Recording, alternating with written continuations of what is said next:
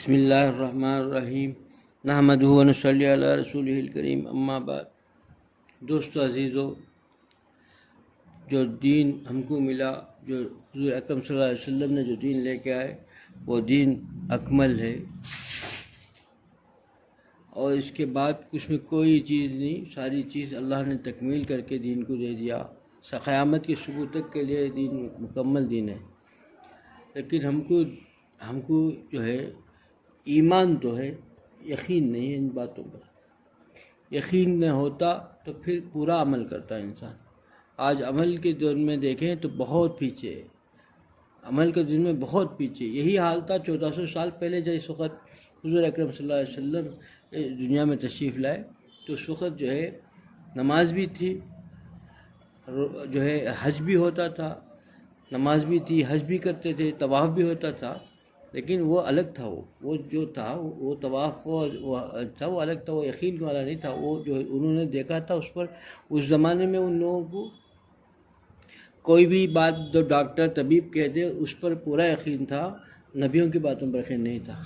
یہ کیفیت تھی وہ 1400 سال پہلے کی۔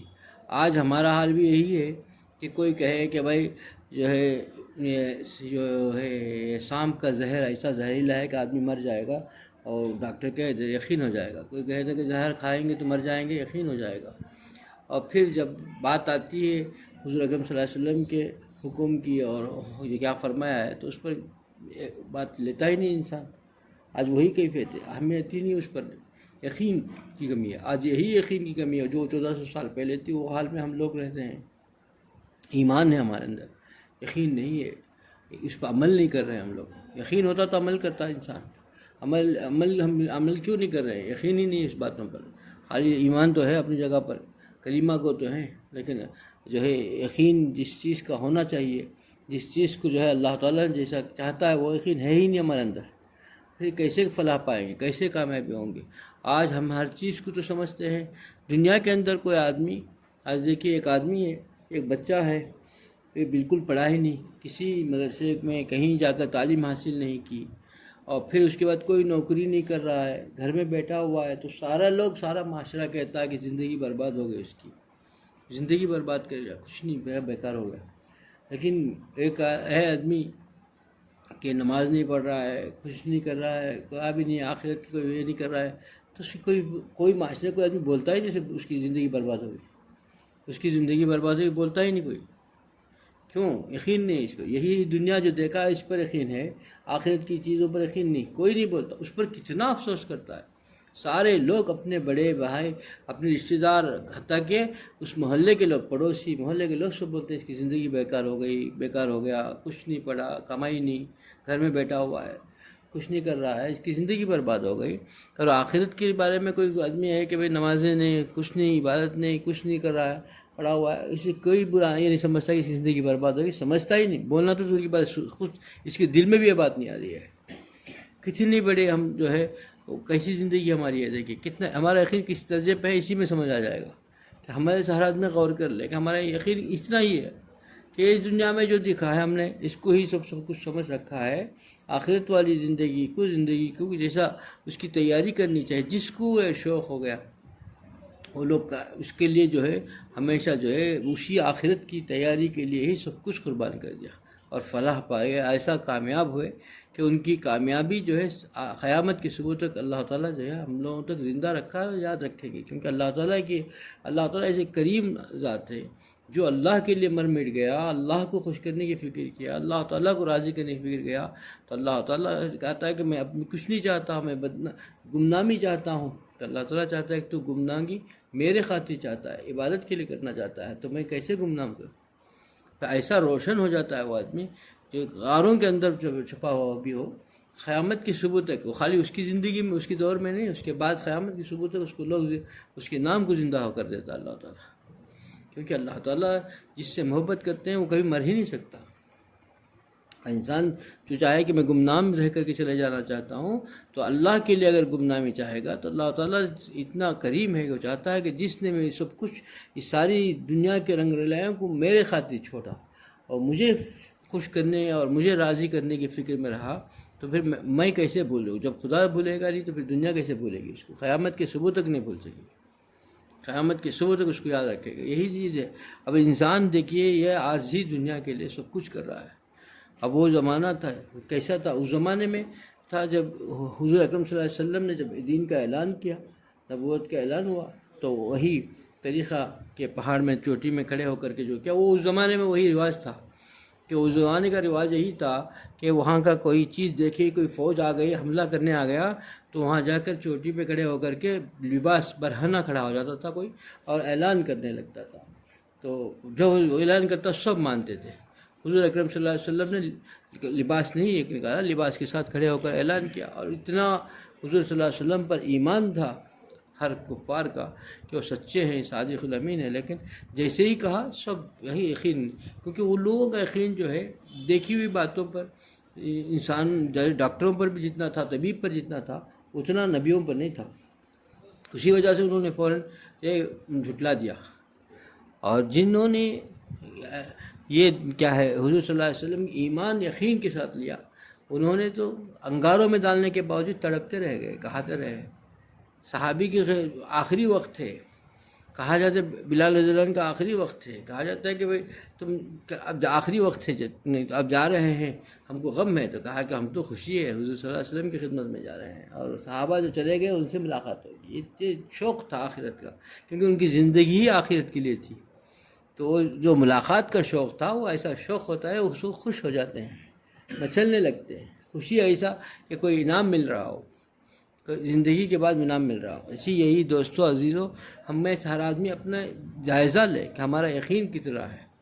ایمان ہو اور یقین نہ ہو تو کیا فائدہ دے گا؟ وہی چیز تو 1400 سال پہلے اس وہاں پہ حج بھی کرتے تھے لوگ، اور نمازیں بھی پڑھتے تھے، لیکن ان کی نمازیں، ان کی حج اور طواف جو ہے وہ الگ ہی طریقے کا تھا، یقین نہیں تھا۔ یقین اس کے ہمیشہ اپنے ایمان کو تازہ کرنا چاہیے۔ ایمان کی تازگی ہوتی ہے جب تک کہ اسی کے لیے، ایمان کی تازگی کے لیے کسی اللہ والے کی صحبت اور اپنا جائزہ، بار بار اپنے دل کا جائزہ ضروری ہے۔ جب تک کرتا رہے گا اس میں تازگی ہوگی، ورنہ پھر وہ آہستہ آہستہ آہستہ آہستہ اس دنیا میں ایسا دکھتا چلے جائے گا کہ پھر وہ جو یقین کم ہو گیا، اور یقین جب کم ہو گیا تو اس کے بعد جو حال ہوگا وہی حال ہے کہ یقین کے بغیر جو زندگی ہوگی وہ پھر ایسی زندگی ہوگی کہ پھر وہ جو ہے اللہ کے ہاں مقبول نہیں ہوگی، انہیں اپنی من مانی زندگی ہوگی، شریعت بھی اپنی مانی، دین بھی اپنا پسند کا، اس کو اپنے پسند کی زندگی ہوگی۔ آج ہمارا حال یہی ہے، ہم دین پر عمل کرنا چاہتے ہیں، لیکن دین کون سا دین؟ من پسند دین، جو شریعت نے ہم کو دیا وہ دین نہیں، جو اللہ نے کہا ہے وہ دین نہیں، جو ہم کو کرنے کا تقاضا ہے شریعت کا اس پر نہیں، اپنے پسند کا دین مل جائے بڑے خوش عمل کرتے ہیں۔ اور جہاں امتحان ہو، جہاں پر شریعت کا وہ ہو جائے تو اپنا نفس اتنا غالب ہے اور ہم پر کہ ہم جو ہے کسی صورت سے شریعت کو چھوڑنے تیار ہیں، اپنے انا کو، اپنی خواہشات کو نہیں چھوڑنے تیار نہیں۔ ہمارا امتحان اللہ تعالیٰ بار بار لیتے ہیں کہ ہم کتنے سچے ہیں، ہم کتنا دعویٰ کرتے ہیں، ہم دعوے میں کتنے سچے ہیں، یہ دیکھتے ہیں۔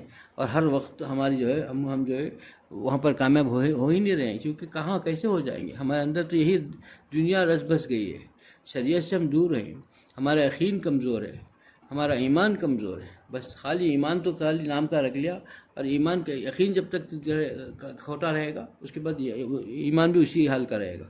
تو جب وہ ایسا حال رہے گا تو اس کھوٹے سکوں سے کیا چلے گا؟ دوستو عزیزو، اس کو درست کرنے کے لیے ہی اللہ نے قیامت کے صبح تک اللہ والوں کو رکھا ہے۔ ہمارے بیچ اللہ والے جو ہے ایک بہت بڑی نعمت ہے، ہماری حفاظت کی ہے، ہمارے دین کی حفاظت کے لیے ہے، ہمیں اللہ سے ملانے کے لیے رکھا ہے۔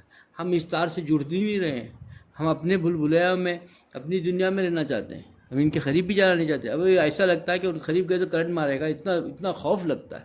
کیوں خوف لگتا ہے؟ کہ ہمارے اندر گناہوں کی وجہ سے ہمارا دل ایسا ہو گیا ہے کہ اس روشنی ہمارے اندر برداشت نہیں۔ جیسے ایک آدمی ہے جو مریض ہو گیا، رکھ لینا، اگر کسی آدمی کو دماغ میں جو ہے زیادہ ٹھنڈک کا اثر ہو جائے اور زیادہ نزلہ بہت زور ہو جائے اور حتیٰ کہ فالج پڑنے کا وقت ہو جائے نا، تو سورج کی روشنی نہیں دیکھ سکتا، اور باہر جائے گا تو اس کی روشنی کو تاب نہیں لا سکتا، کیونکہ اس کے اندر یہ مرض کا زیادہ غلبہ ہو گیا۔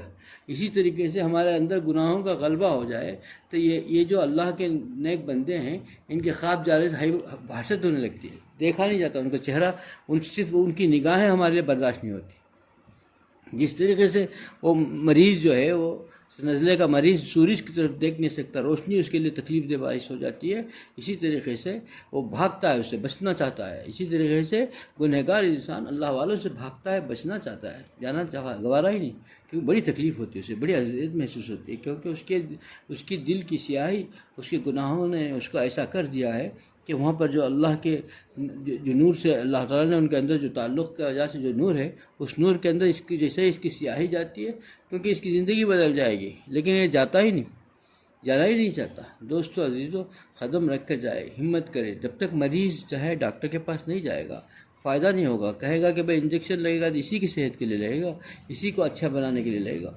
ڈاکٹر کے پاس جانے کے بعد اس کا علاج ہوگا تب اس کو فائدہ ہوگا، نہیں گیا تو پھر ایسا ہی مرے گا، اسی تکلیف میں رہے گا۔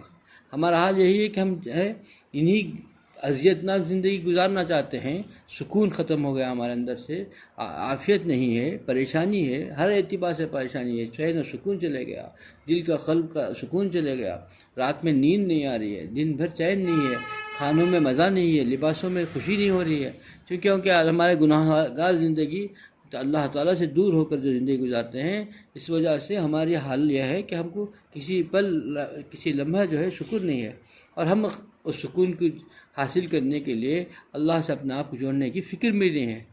اسی لیے دوستو اللہ تعالیٰ سے ہمیشہ دعا مانگنی چاہیے کہ اللہ عافیت عطا فرما دے۔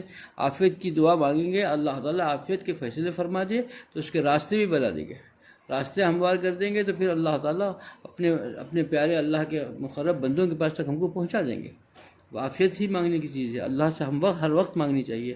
اللہ مجھے بھی اس پر عمل کی توفیق عطا فرمائے، آپ لوگوں کو بھی اس پر عمل کی توفیق عطا فرمائے۔ آخر دعوانا الحمدللہ رب العالمین۔